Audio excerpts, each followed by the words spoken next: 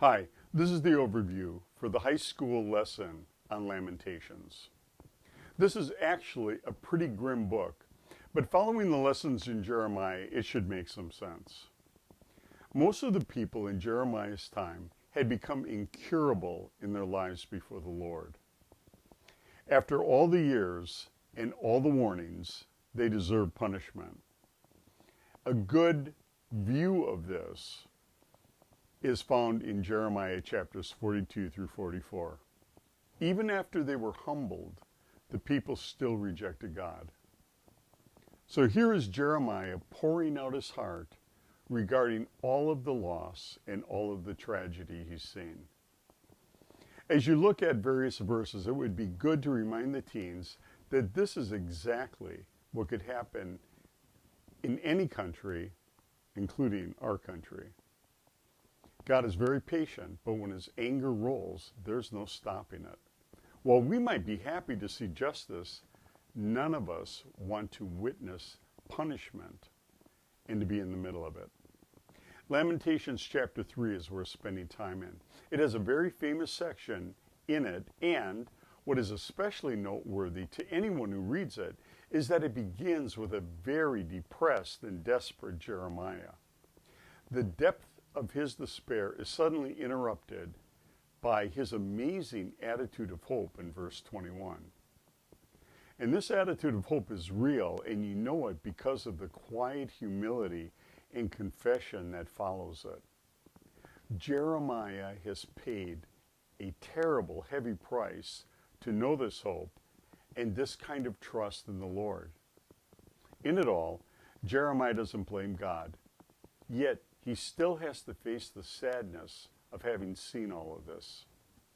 Many of us don't get close enough to the harvest to really work with people in their sin, in their stubbornness, in their self-destruction.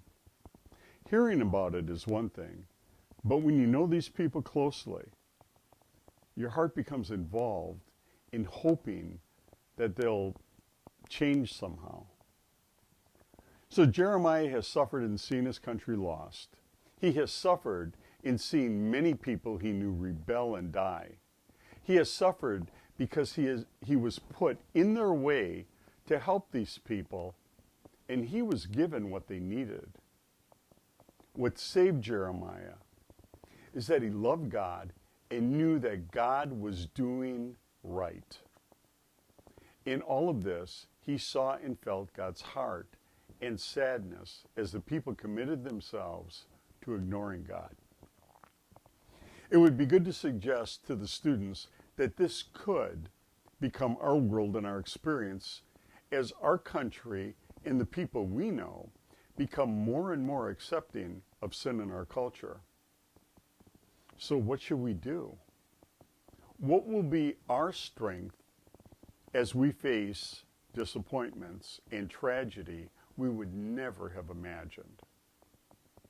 If we have a hard time dealing with the fallen world now, what will it be like if it gets really, really bad?